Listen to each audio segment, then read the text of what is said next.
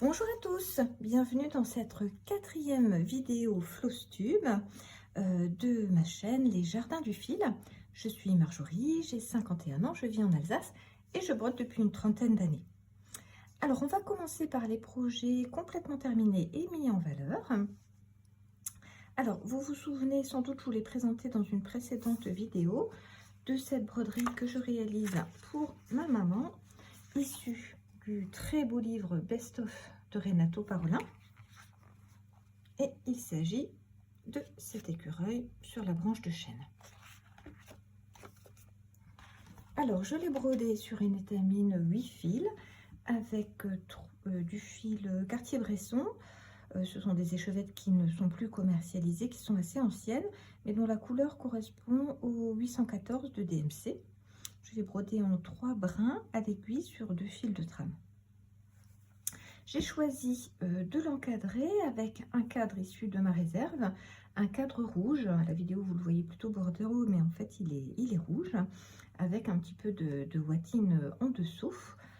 Voilà, je suis assez contente du résultat, je le trouve très mignon et j'espère qu'il plaira également à sa destinatrice.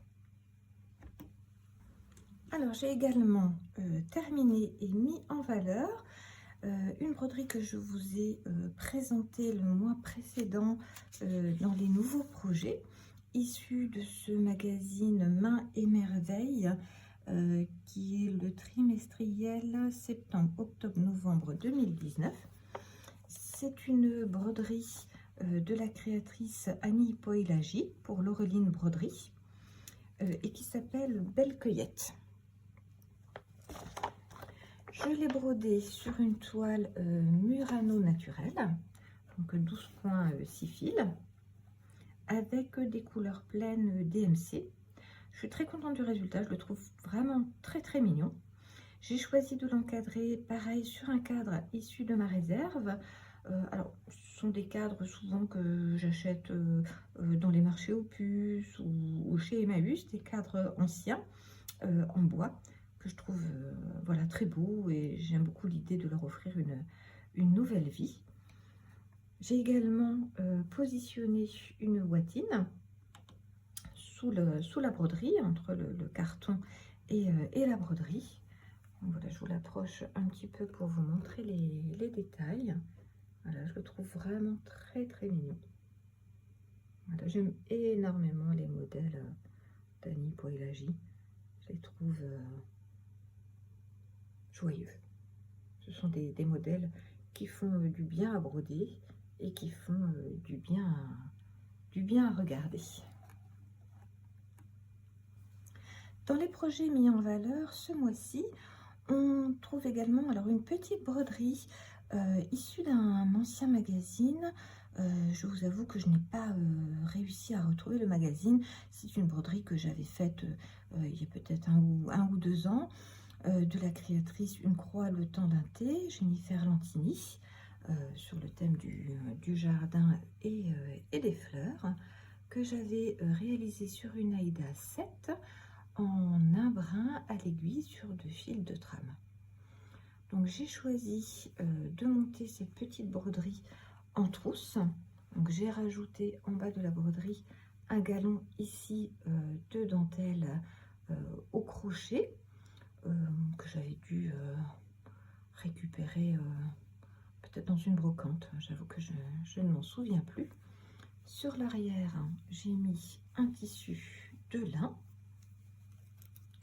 et à l'intérieur un tissu Vichy rose. Alors, je suis débutante en couture, hein, donc c'est vrai que voilà, le coin de mes pochettes est loin d'être parfait. Il faut que je travaille et que j'améliore ce point. En tout cas, j'aime bien cette petite pochette. Je vais m'en servir pour mettre à l'intérieur des bons d'achat pour l'anniversaire de ma sœur, qui me permet voilà, d'avoir un petit quelque chose de concret en plus des bons d'achat. On passe maintenant aux broderies terminées sur cette dernière période, mais non mis en valeur. Donc vous avez suivi mes aventures avec ce sale gratuit proposé par All Forest sur le thème des champignons, avec une étape tous les 15 jours. Donc ce sale est aujourd'hui terminé, avec toute une partie là sur le bas que moi personnellement j'ai choisi de ne pas réaliser. Donc en fait je me suis arrêtée à ce niveau là avec cette jolie bordure, et donc le voilà, j'ai du mal à vous le montrer en entier, mais le voilà pour moi terminé. Je le trouve suffisamment grand comme ça. Je l'ai brodé sur un lin 12,6 fils avec principalement des fils à talis, notamment des fils éphémères à talis, et j'aime beaucoup le résultat. Il me plaît beaucoup. Je n'ai encore à ce stade pas d'idée pour la finition de ce projet. Si vous en avez, ben, n'hésitez pas à me les indiquer, je suis preneuse.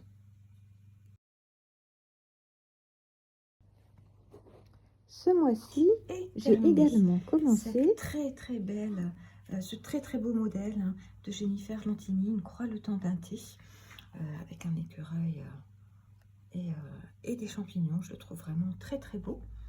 Donc voilà ma réalisation. Je l'ai brodé sur une toile Murano naturelle, la même que pour le modèle d'Annie Poilagi, avec des couleurs pleines, DMC, et je suis vraiment très contente du résultat. Je le trouve vraiment très mignon. Je vous le montre d'un petit peu plus près. Voilà, il est vraiment très beau. Pareil pour celui-ci, je n'ai pas encore d'idée de finition. Peut-être une trousse matelassée pour une tablette. En termes de dimension, ça s'y prêterait plutôt bien. Donc voilà pour ce très beau projet. Un nouveau projet démarré et terminé également ce mois-ci, issu du magazine Création Point de Croix, novembre, décembre, janvier 2025.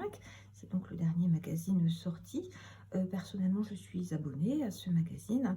Il y a toujours des modèles qui me plaisent, plus ou moins en fonction des magazines, mais de manière générale, je trouve toujours quelque chose qui me plaît.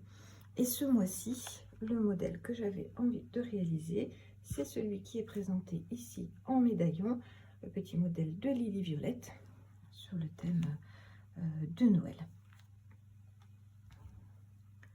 Alors, j'ai brodé ce projet sur une toile en lin, 16 fils, Country Mocha, vintage Country Mocha, avec des fils à talis majoritairement, des fils éphémères, donc le bleu clair pour la robe, le bleu foncé pour les sapins. J'ai utilisé le vert Manon pour le sapin le plus foncé et un fil éphémère vert pour le sapin plus clair. Pour les étoiles du sapin, voilà, qu'on voit ici, alors la lumière n'est pas excellente aujourd'hui, j'ai utilisé un fil doré qui est le fil DMC doré, qui n'est pas facile du tout à travailler, hein. C'est difficile, il faut utiliser des petites aiguillées et faire attention quand on passe le fil parce qu'il s'abîme très vite. Pour la neige, alors je ne sais pas si vous allez le voir, mais j'ai utilisé un fil brillant pour donner un petit peu d'éclat à cette neige. Il s'agit d'un fil Cosmo que j'ai trouvé dans une mercerie à Lyon l'année dernière. Il se travaille très facilement. Il est très facile à travailler. Un fil de coton avec un petit peu de brillant à l'intérieur. Il est vraiment super à travailler. Bien plus facile que le fil DMC. Donc voilà pour cette petite réalisation. Je pense que je vais en faire une pochette comme celle que je vous ai présentée tout à l'heure avec le modèle de Jennifer Lantini, et je m'en servirai pour offrir des cadeaux de Noël. On passe maintenant aux encours du mois. Non, cette jolie pochette, j'ai rangé ce modèle de Madame Lafay, qui est le modèle Anami. Voilà, qui est très joli. Alors, c'est un modèle que je brode en fil plein DMC, hein, des couleurs pleines. Voilà, que j'ai mis sur ces... je ne sais plus trop comment on appelle ça, des gouttes ou... Enfin, des supports, voilà, plastiques sur lesquels on met toutes les chevettes. Et ici, dans le petit trou supplémentaire, on peut y mettre le fil entamé. Donc voilà, ce sont de très belles couleurs, hein. Des bleus, des roses, des corails. C'est vraiment très très joli. Alors voilà mon début. J'ai fait en fait toute la bordure. Alors le lin, c'est un lin bleu, je crois qu'il s'appelle Douceur de nuage. Il est bien plus vif que ce que vous voyez sur la photo. Et donc j'ai réalisé sur le mois écoulé toute la bordure, hein, voilà, avec des fils plutôt bleus et rouges, et avec la grande satisfaction quand on arrive en fait à la fin de la bordure de voir qu'elle se connecte parfaitement et qu'on n'a pas fait d'erreur. Donc voilà, je pense que je vais l'avancer là sur la fin novembre et sur le mois de décembre, peut-être ici au niveau de la branche de cerisier avec les fleurs.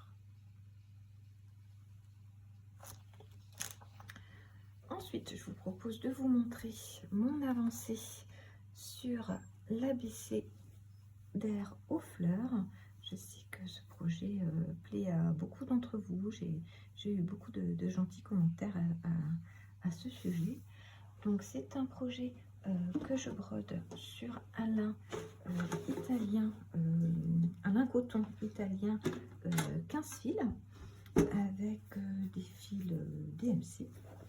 C'est un abécédaire qui est issu de ce magazine hors série Création Point de Croix, 15 abécédaires fleuris au point de croix. Tous les abécédaires de ce magazine sont vraiment très beaux et donnent envie de les réaliser. J'utilise donc des fils DMC que j'ai mis dans cette boîte à gâteaux alsacienne. Des fils DMC sauf pour les lettres, pour lesquelles j'utilise un fil histoire de lin de couleur lin. Donc voilà mon avancée pour la période écoulée. Donc majoritairement ici dans le quart supérieur droit avec les différentes lettres et les fleurs du milieu. Le résultat est vraiment très beau. Je pense qu'il sera superbe une fois terminé. Il sera encadré, hein. C'est un projet que j'aurai plaisir à accrocher dans ma chambre à coucher. Voilà, on passe à l'encours suivant que vous connaissez également puisque vous l'avez vu dans mes précédentes vidéos. Il s'agit du modèle Lavender in Farm de Cuore Ibati Cuore. Très beau modèle, voilà, que j'aime beaucoup. Je sors, pardon, il est rangé dans cette pochette avec le tissu Acufactum des blaireaux que j'aime beaucoup. Alors le modèle, pardon, je le ressors. La pochette, le voilà, où ça apparaît très sombre la caméra. Donc il me restera à faire le pot ici de lavande et le projet sera terminé. Il est extrêmement plaisant à faire. J'utilise une toile de lin de couleur light mocha avec des fils de soie d'Alger que je vous avais déjà montré, hein, que je peux vous représenter. La soie d'Alger est extrêmement douce à broder, extrêmement agréable à broder. Elle ne fait pas de nœuds. C'est vraiment un bonheur. Voilà les échevettes que j'utilise, le blanc, le rose, les violets. et le marron. Donc un vrai bonheur ce modèle. Voilà, pareil, je vais l'avancer encore là au mois de décembre, même si c'est pas un projet de saison, mais c'est un projet que j'ai beaucoup de plaisir à réaliser. Alors, le dernier projet sur lequel j'ai travaillé, c'est mon Lavender and Lace, Angel of Spring, un projet au long cours hein, que j'avais démarré il y a plusieurs années et que j'avais un petit peu laissé de côté, que j'ai pu reprendre car j'arrive à suivre du coup la grille sur mon applicatif Xodo. Alors, donc c'est un projet au long cours comme je disais. J'ai avancé dans la robe, ici hein, au niveau du bleu. J'ai fait cette partie en rose et puis là j'ai avancé toute cette partie là dans les teintes de bleu clair. C'est un 3856. Voilà, alors les aimants, j'ai des aimants à aiguille hein, sur tous mes projets. Ils viennent tous de la boutique aimants d'Elf et de Fée de Sonia. Je les adore hein, et en plus l'ensemble des bénéfices sont reversés pour le bien-être animal. Donc je vous invite à visiter sa boutique qui sera ouverte jusqu'au 20 décembre.